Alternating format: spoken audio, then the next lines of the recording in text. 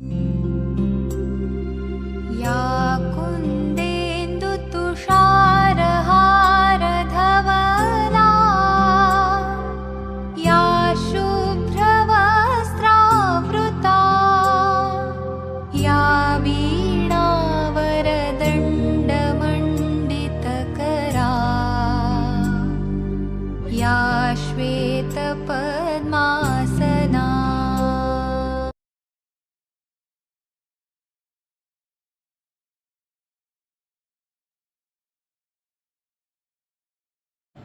नमस्कार। विषय हिंदी कक्षा 7। हमने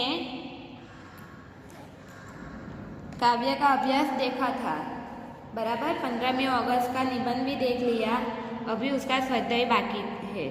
तो हम जब याद तुम्हारी आती है उनका आज हम स्वाध्याय देखेंगे। प्रश्न 1, प्रश्नों के उत्तर लिखिए। पहला प्रश्न, चिड़िया खुशी के गीत कब गाती है? चिड़िया खुशी के गीत कब गाती है?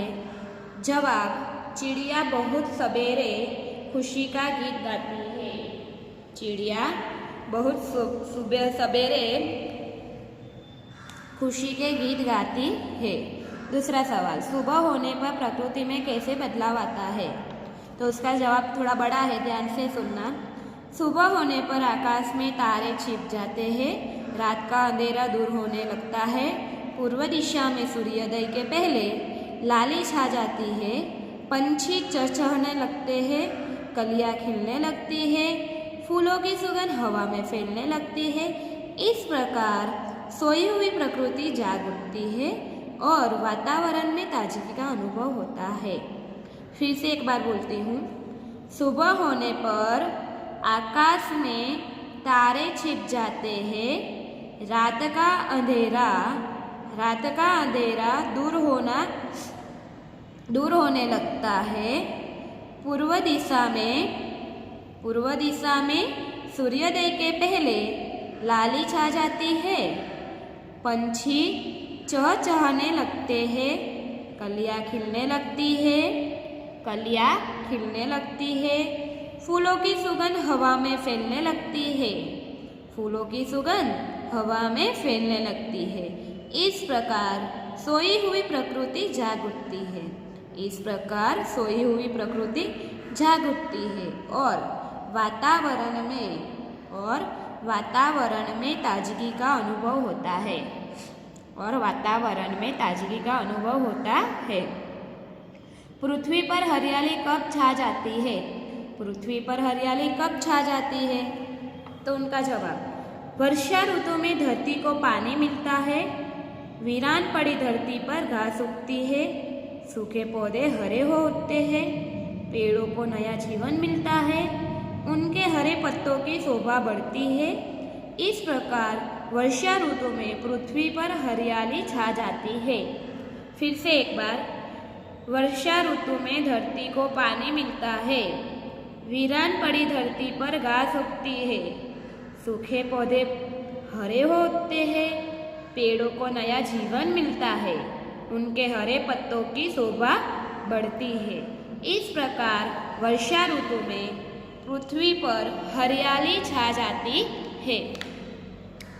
चौथा सवाल, हरियाली कहाँ कहाँ दिखाई देती है? जवाब, उत्तर, वर्षा ऋतु आने पर मैदान में हरी घास उगती है। वर्षा ऋतु आने पर मैदान में हरी घास उग आती है, खेतों में हरी फसलें लहलहाती है, हरे भरे पेड़ पौधे झूम उठते हैं।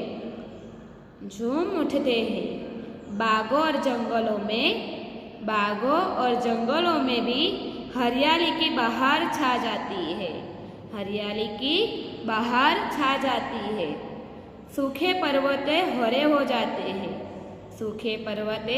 हरे हो जाते हैं।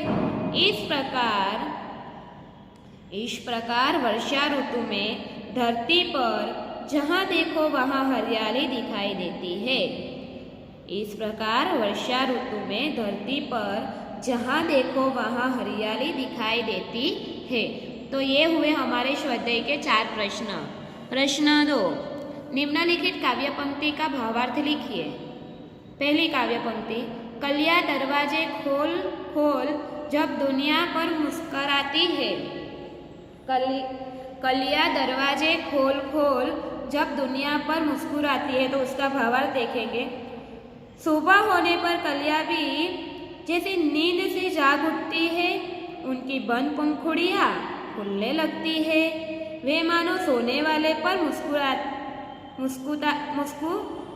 मुस्कुराती है और कहती है कि हमारी तरह तुम भी हंसो मुस्कुराओ, आलस और उदासी को दूर भगाकर काम में लग जाओ। तो उसका भावार्थ ये है। आगे, जब छम छम बूंदे गिरती है, बिजली चमचम कर आ जाती है। उसका भावार्थ, वर्षा ऋतु में बादल बरसने लगते हैं, तब पानी की बूंदें छमछम की आवाज करती है। ऐसा लगता है जैसे वे नृत्य कर रही है। उस समय बिजली भी चमकती है। ऐसा लगता है जैसे बूंदों का नृत्य देखकर आकाश का चेहरा खुशी से चमक उठता है। तो ये हमारी 2 काव्य पंक्ति का भावार्थ है। आगे देखेंगे। प्रश्न 3, उदाहरण के अनुसार निम्नलिखित शब्द के समानार्थी शब्द कोष्ठक में से ढूंढकर वाक्य में प्रयोग कीजिए। आपको इधर दिया है पहला सुबह, तो सुबह का क्या आएगा? प्रातः काल। तो आपको ऐसे गोल बनाना है, बराबर। खुशी, तो खुशी का क्या आएगा? आनंद। खुशी का आनंद, तो ऐसे गोल करना है उस पे। खुशबू, खुशबू का क्या आएगा? सुगंध। कहाँ है सुगंध? हाँ, इधर। तो इधर इसको ऐसे गोल करना है, बराबर। बहुत, तो बहुत का क्या आएगा? ज्यादा। तो ज्यादा किधर है? इधर। तो ऐसे गोल कीजिए। मुस्कुराना, तो उसका क्या आएगा? हंसना। तो हंसना कहाँ है? हाँ, ऐसे उल्टा है उसको, तो ऐसे करना है। तो इस प्रकार से आपको उसका गोल करना है और उसका वाक्य भी बनाना है। देखो, इधर आपको सुबह और प्रातःकाल दिया है, तो सुबह का प्रातःकाल का आपका उसमें एक वाक्य प्रयोग किया है। देखो, प्रातःकाल देवालय में पूजा होती है। प्रातःकाल देवालय में पूजा होती है, ऐसे ही आपको दिखा है। दूसरा दिया है खुशी, खुशी का समानार्थी आनंद। तो आज शहर में बड़ा आनंद आया है। ऐसे ही खुशबू, तो खुशबू का क्या होगा? समानार्थी सुगंध। मुझे गुलाब की सुगंध अच्छी लगती है। ऐसे बहुत, बहुत का समानार्थी ज्यादा। तो आज ज्यादा बारिश हो रही है। हंसना, तो जोकर को देखकर हंसना आता है। तो ऐसे आपको जो पसंद है उनका वाक्य बनाना है। प्रश्न 4, इन यात्रियों के शब्दकोश के क्रम के आधार पर अपने अपने डिब्बे में बिठाइए। आपको इधर देखो नाम दिया है। पहला है मुस्कान, चांद, मैदान, कलिया, उठकर। तो पहला क्या आएगा शब्दकोश में? उठकर। उसके बाद क्या आएगा? आ गया, बाद में कलिया। क आता है ना, क ख ग। इस क ख ग में उसको शब्दकोश में उसको रखना है। कलिया। उसके बाद क्या आएगा? चांद। चांद के बाद मुस्कान। क्या आएगा? मुस्कान। उसके बाद मैदान। देखो, उसमें क्या करना है? पहले तो आपको क ख ग स्वर व्यंजन पहले आता है, तो उसके हिसाब से पहले उसको क्रम में रखना है। बाद में जैसे कि क ख ग च छ ज ऐसे बोलते जाना। तो पहले उ आएगा उठकर, बाद में क ख ग च के बाद च का क्या आएगा? चांद। बाद में आपको मुस्कान और मैदान दोनों दिया है।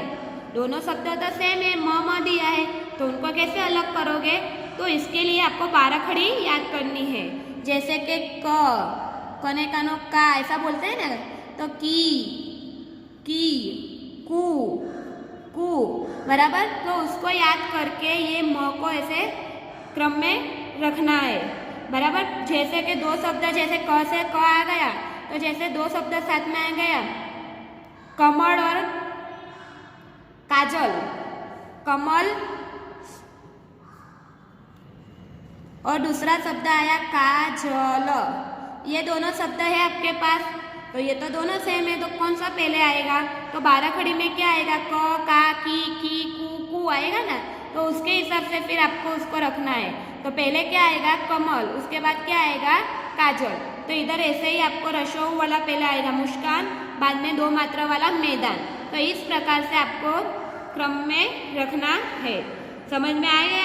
ये प्रश्न आपको शब्दकोश में रखने के लिए आपको कितने मार्क का आता है? 2 मार्क का आता है। कितने मार्क का आता है? 2 मार्क का ये प्रश्न आता है।